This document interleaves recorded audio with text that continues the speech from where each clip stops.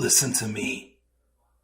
If there was a wise man who would ever think of this, they would say in order to be superior to the man, you've got to be the man. For I am the man himself.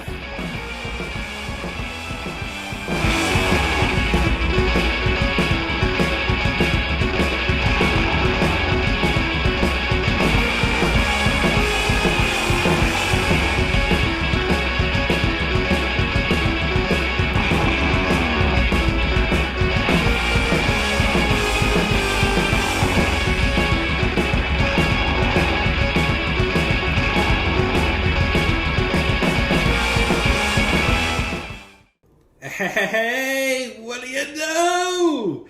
That is what I call a fun wrestling show. And also, that's what you call a must-see episode of Raw. Oh, I'm sorry. Dynamite. It was AEW Dynamite. As it is for me, because I know there's a lot of AEW haters out there, for me, shows why this company is the place to be. The show to watch. The one where I'm going to actually be able to sit down. That's actually doing good stuff. Stuff that's actually making me excited for wrestling. Makes me want to go a little chill with my swagger and throw some shades on. You know? You can see the reflection through those shades. Anyways, what is going on, guys? This is the Club of the Man 1993, and we are here once again for another recorded review of my I don't know what I'm saying there. I'm so excited to talk about this episode of Dynamite that I'm already losing my train of thought. But we're here to talk about this week's episode of AEW Dynamite. Last night's episode, the May 10th, 2023 edition. And it took place at Little Caesars Arena. Good pizza, by the way, Little Caesars. And it's probably the closest pizza place to my new house, which is awesome.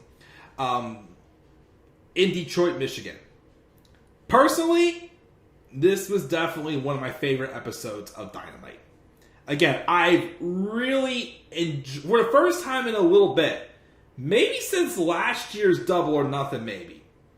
But the first time I've enjoyed a build to a pay-per-view for AEW this much. I mean, yes, there's maybe a couple little things, but the build's been great. Again, headlining by this Four Pillars Fatal 4-Way. The stuff with the BCC and the Elite, which went a whole new level on this episode. And we got some returns. Some returns that want to talk to Tony. Leading to Tony wanting to make an announcement for next week. Which I'm pretty sure it'll probably be the announcement of the show coming in June. AEW's Collision. Which will also most likely be where CM Punk makes his return. Also, there's rumors floating around that apparently the person who Punk wants to feud with when he comes back is none other than a lifelong friend of, I don't want to say lifelong, but a good long-time friend of his, Samoa Joe. I actually would really like to see that match. Ever since I first heard of Samoa Joe and heard how him and Punk were good friends, I've always wanted to see a match between them. So that will be a very interesting feud for sure, if that does happen. Also, they mentioned good old Phil and Cody Rhodes in MJF's hype promo for the Pillars Fatal 4-Way match. But a lot of exciting stuff happened on the Dynamite. I loved it.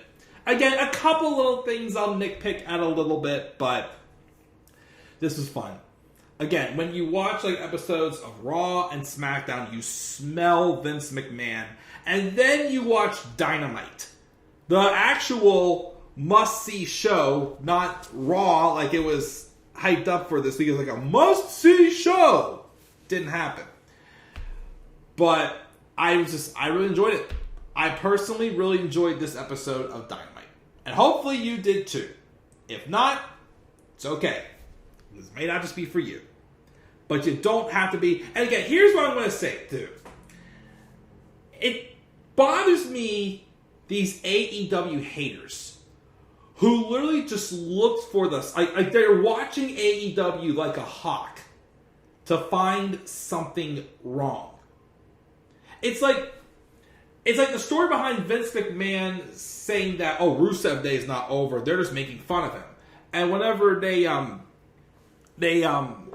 sold out his merchandise, oh, we shouldn't have enough t-shirts. Like, he was trying to put a negative spin on it.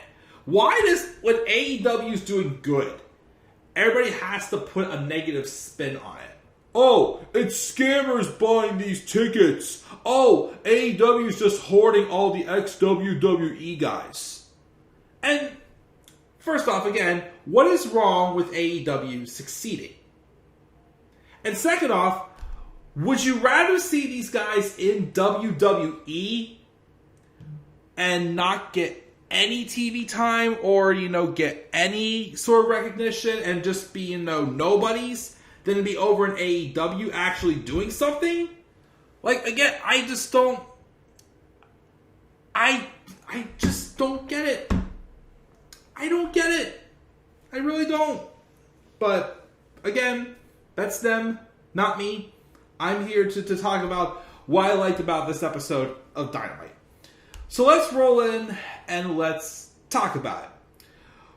We opened up with, it was called a Double Jeopardy match between Rey Fenix and the Ring of Honor World Heavyweight Champion, Claudio Castagnoli. And basically, whoever won the match, like if Claudio beats Rey, because the Lucha Bros are currently the Ring of Honor Tag Champions, if Castagnoli beats Phoenix, then him and a partner of his choosing gets a match for the Ring of Honor World Tag Titles. If Phoenix wins, then he gets a shot at the Ring of Honor World Championship.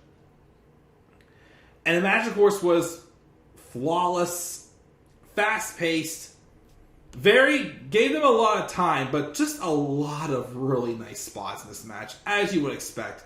The High Flyer versus Castagnoli, who, again, Castagnoli can just always wrestle any style, and that was what makes him so unique. That's why he was so underutilized in WWE, because he is that great. And when he got the opportunity against Roman Reigns at WrestleMania Backlash 2021, he knocked it out of the freaking park. The same man did the freaking UFO on Seth Rollins at WrestleMania 37, his first and only singles match he ever had at WrestleMania. The guy is awesome. Him and Rey had excellent chemistry. Eventually, though, Castagnoli does get the win with the Ricola Bomb. And yeah, so at some point on Ring of Honor, which I unfortunately don't have the time to watch, Claudio Castagnoli and a partner of his choosing will get a shot at the Lucha Bros for the Ring of Honor World Tag Titles. So we will see how that goes down. So that's how we opened up the show, with that match. Then, the first of two returns we saw. We see a shot of somebody's legs walking down the hall. Because of the camera. And who is it? It's Miro! Game over! That's right. For the first time probably since, I would say, All Out, Miro's back on TV. And when Renee Young went to interview Miro, he refused to speak and he just barged right into Tony Khan's office. Finally. I mean, I am hearing that it was creative differences. And I'm hearing a lot of it was because Miro wasn't really willing to do anything that would pitch to him. I think I heard that they were going to pitch the idea of having him have a feud with Hangman Adam Page for Full Gear, I think. Which would have been pretty cool. But Miro turned that down. So, whatever they settle with must work because he's back. But he wasn't the only person who entered Tony Khan's office. Then we have our first of our pillars vignettes. First, we have the owner of the Triple B himself, MJF. He compares the pillars to the Beatles. Sammy is Ringo, Jungle Boy is George, and Darby is John. And he himself, he is Paul. The best with the most longevity. I'm Paul! Could you see MJF in that one, little ad that goes, I'm Paul! I don't know. But anyways, so that happened. But he says he's Paul because he's the best and the most longevity. He's been in the best dog collar match, which he mentions he was in that match with CM Punk. He mentioned how he took out Cody Rhodes, some controversial names that we wouldn't mention on live TV. He's beaten the best Iron Man, which is Bryan Danielson. He's going to be the best four-way match ever, and his reign of terror has just begun. Then something, well, okay, something that was a little interesting because I get it, but it's still not that exciting. So FTR comes out, and they invite out Mark Briscoe because they have an apology to make to their best friend. Well, instead, out comes Jay Lethal, Jeff Jarrett, Satnam Singh, and Sanjay Dutt, who laid out a challenge for the tag titles for Double or Nothing. And then basically came out there and say, FTR, you got one job to do today. Accept our challenge. Which then Mark Briscoe comes out.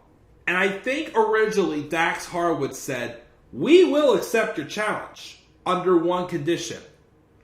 You admit that you're just using Mark Briscoe. And of course, you're like, no, that's not the case at all, bullshit. But Mark Briscoe comes out. And he tells everybody to calm down, relax, because everybody's having a hard time controlling their emotions.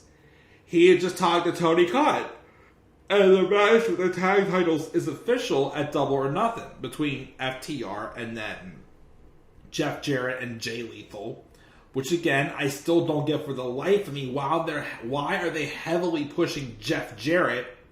And why has he been getting a bulk of the tag title opportunities? Especially again that they keep losing. I don't get it. But the only thing that made this a little more interesting was the fact that again, Mark Briscoe announced he's going to be the special guest referee. He goes to do a toast to make it all official. But instead, Sanjay spits his drink in FTR's faces, and Mark Briscoe's trying to pull them apart. But Dax Harwood, who is blinded by the drink being spit in his face, gets Mark Briscoe pushed into him. And him thinking it's one of the enemies, whatever they want to call the team of Jay Lethal and Jeff Jarrett, that again is getting countless tag title opportunities. I don't get it. Catches him and hits a tombstone on Mark Briscoe by accident because he can't see. So, again, I get it. They're all friends with Mark Briscoe, and the whole storyline of who is Briscoe going to remain loyal to, or is he, going to call it down the middle, or whatever. Something for Mark Briscoe to do in AEW. Which, okay, fine, but again, I just still don't get why they're heavily pushing Jay Lethal. Well, okay, Jay Lethal, fine, but Jeff Jarrett? Why? Why? I don't want Jeff Jarrett on my television all the time. I don't get it. I really don't. So, remember I kind of made a jab towards this in my Raw review when I mentioned how Brock Lesnar challenges Cody Rhodes to a fight at Night of Champions. Well, what is this so-called fight? Because it sounds very Vince McMahonish.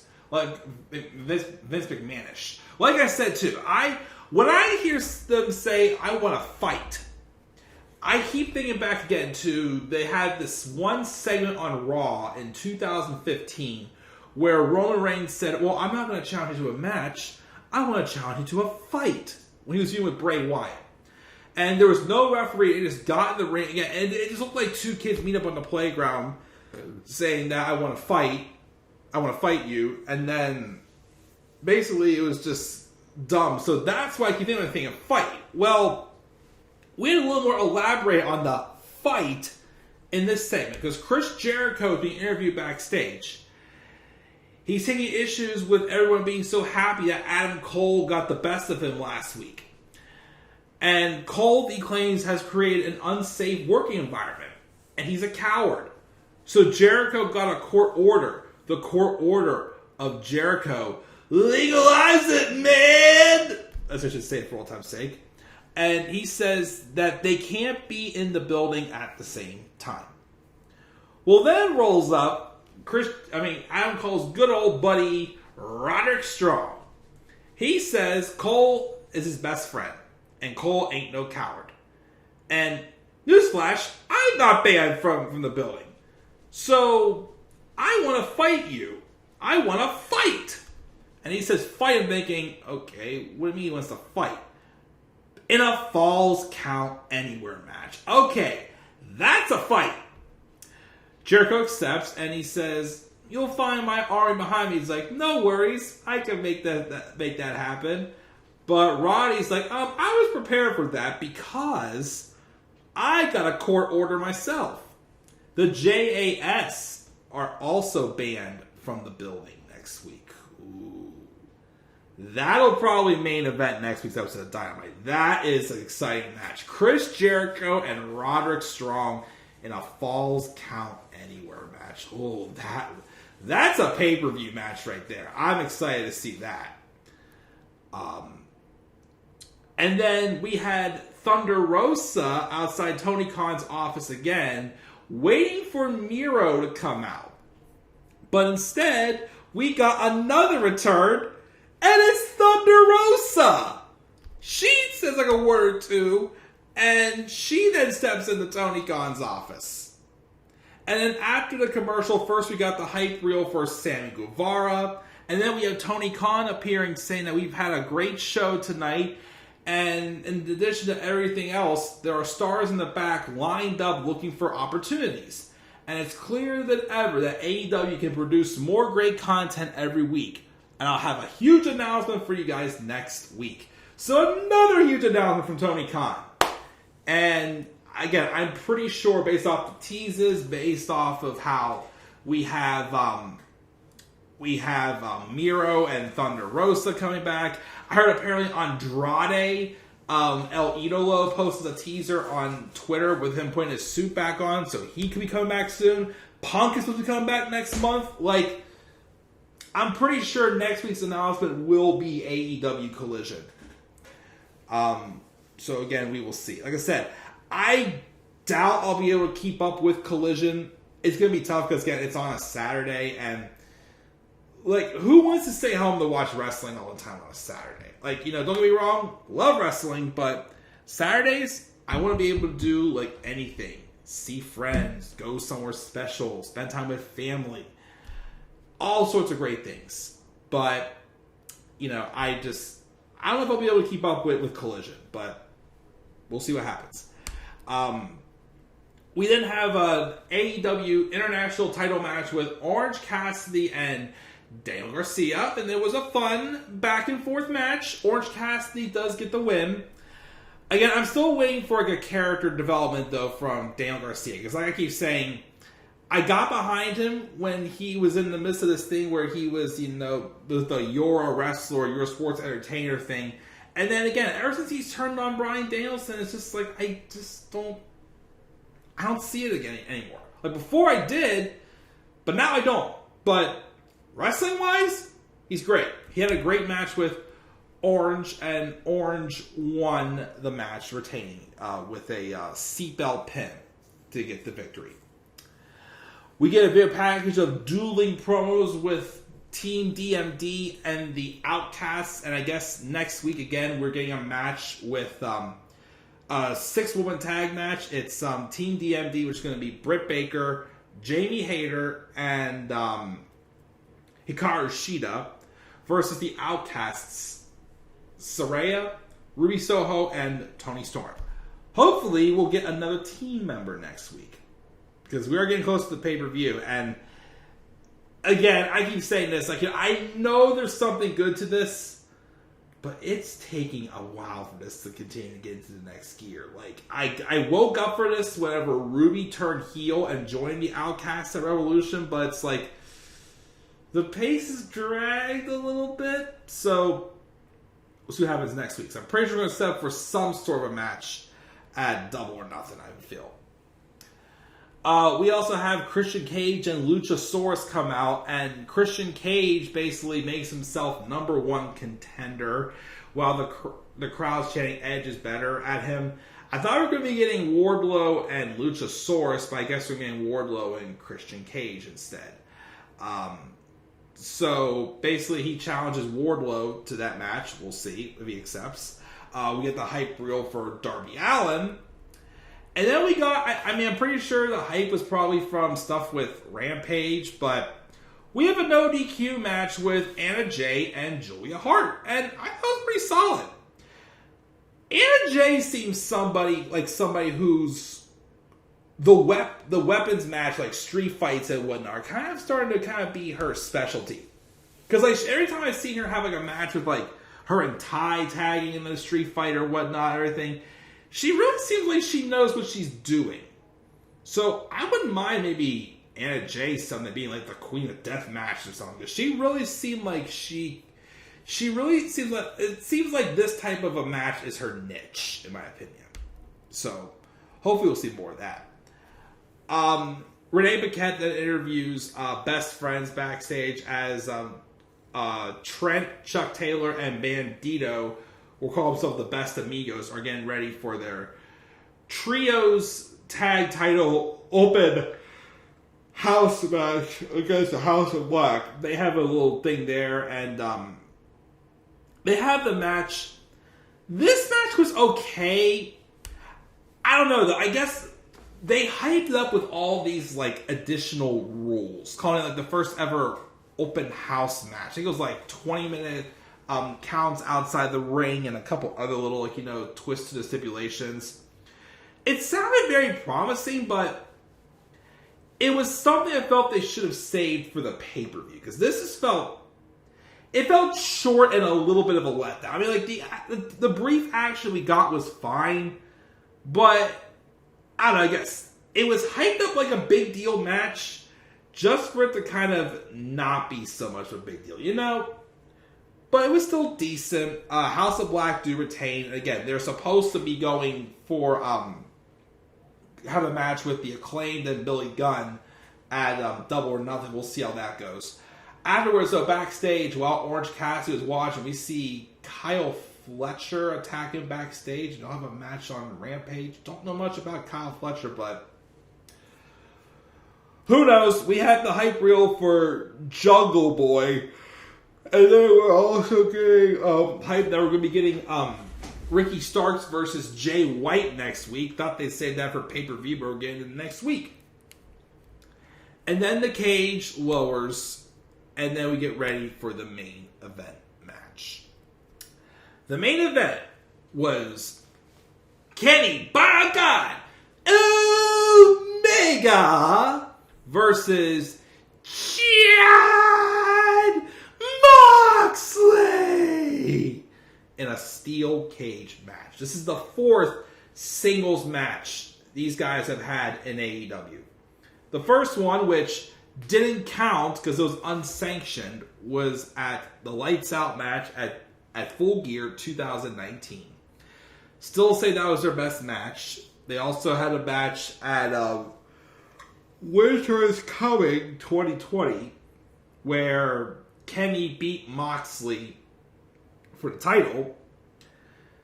There was also the Barbed Wire Death match at Revolution, where unfortunately it ended on a wet fart. And then we got this. Of course, before the match begins, though, first out came the BCC. and Bryan Danielson was out on commentary. But as Kenny was coming out, the rest of the Blackpool club came out, and there was a big brawl. Now, Bryan didn't get physical. I mean, the young, and one of the young bucks, I think it was Matt Jackson, like walked towards him a couple times, but he had to save his brother, who was getting 2-on-1 at the time by Wheeler Yuta and Claudio Castagnoli. But eventually, it all settles down. They get inside, and then they have the match. And once again, these two guys were just violent as hell, and it was awesome. First, we had, just the spots we had were insane. I think we had Kenny Omega immediately grabbed a barbed wire chair that was at the side, and he, tossed it into Jon Moxley's face and then slammed it in the back, immediately busting Mox open. But he eventually got the chair back and he attacked Kenny with it. And I like how there was a couple spots with the barbed wire chair where Kenny did some pretty good damage to Mox, but then in return he kind of got a little ringer from it himself. I think when he tossed the chair into Mox's face, he also got cut on his hand. A couple other times there as well, but, that was all, used well. We also got, for the first half of the match, they were using that chair a lot. They, suplex into the barbed wire. During the one commercial break, Moxley took off the top turnbuckle and kind of used the wiring to choke Omega, and they're using that on each other. There was broken glass that they suplexed each other. I think Kenny had Mox up for the one-winged angel, but then Kenny was able to reverse it into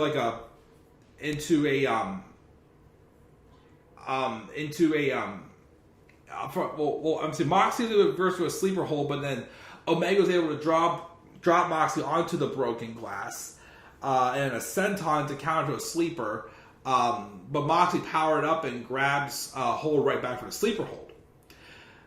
And then we had some V triggers, and including one. Well, first we had a dragon suplex, and then Kenny hit a V trigger on Jon Moxley that broke the freaking cage. And Kenny, of course, got his leg stuck between the ring and the cage when it broke. And as Moxley's outside, he grabbed a screwdriver. But when he got in and went to the corner Kenny with it, here comes Don Callis. He gets in the ring and takes it away from Moxley. And then off the distraction, Kenny hits a ripcord knee that gets him up and hits the one-winged angel. 1, 2. Don Callis launches the screwdriver into Kenny Omega's forehead, turns on Kenny, and breaks up the pin. Moxley just rolls over, covers him, and Don Callis costs Kenny Omega the match. His longtime manager, a guy who considers Kenny Omega family, who was with Kenny the whole way during his title reign, when he was floating back and forth between all these different brands, turns on Kenny. Nice shocker, nice twist, and this just takes the whole story with the Elite and the BCC to a whole nother different level. After the match, the referee tries to get Callis to leave, but he stands there and looks down at the stab wound on Kenny's forehead. Kenny tries to get up and Don grabs him again, holding the screwdriver, but he decides not to do it a second time, and instead says something really close to him before kissing his forehead and shoves him into the mat. By the way, also, Moxley at one point during the match used the camera to not only slam Kenny face first into him while they're in the corner, he then grabs the camera and kisses the lens. It was priceless. I think there's been a couple of times where Mox has been heel. He just slips a little kiss on the head or something like that, and then just bam! bam, just like takes you out after. It's priceless. But what a cliffhanger. And again, what a way, what a show. I give it an A-. Again, the stuff with the, I almost gave this show an A. But again, I was a little disappointed with that Trios tag title match. And, again, the stuff with FTR, Mark Briscoe, Jay Lethal, and Jeff Jarrett, I get it. They're all friends. They all have a history. But again, I'm just not into Jeff Jarrett constantly getting these tag title shots that I don't get why they're heavily pushing him. So I gave this show an A-. A- for Dynamite this week. Awesome show, guys. What are your guys' thoughts on this week's episode of Dynamite? What are your thoughts on the returns, on the pillar promos, on the matches, especially, again, that main event steel cage match? I want to hear your guys' all thoughts on it. Collision, Punk coming back. What are your guys' thoughts? You guys do your thoughts down in the comment section below.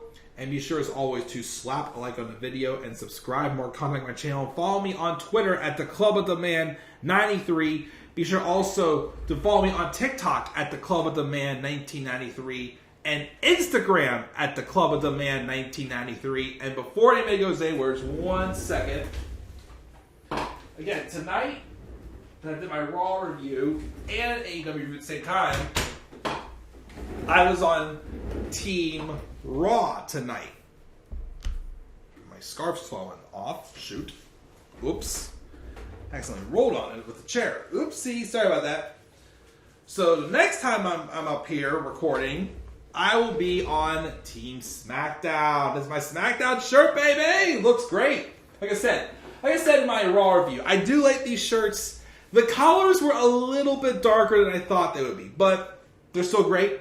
I would join them, but I will be on Team SmackDown for my next review. And again, guys, I know I'm super busy, but again, more content is to come on the channel when I have more time. But just stay tuned as always. Again, slap a like on the video. Subscribe for more content on the channel. I think I was at 1,860 subscribers last I saw. Getting close to 2,000. That's the goal for this year. I want to get to 2,000 subscribers.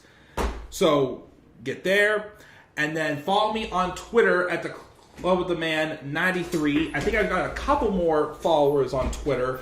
I'm only at 153 though. I don't have many people who follow me on Twitter. Then again, I don't use Twitter as often as I probably should for the channel. But also follow me on TikTok, which I got about 117 followers there. And again, I am hoping to get to 200 for that. And then Instagram, which is also the Club of the Man 1993. I have, let me see here. I currently have 61 followers. Let's get that to 100 as well. And keep things on rolling. Gotta keep posting some stuff though to keep things going. So we will, of course, do that. So guys, once again, until then, I'm checking out. I'll catch you guys all later. And don't forget, in order to be superior to the man, you've got to be the man. And for I am the man himself.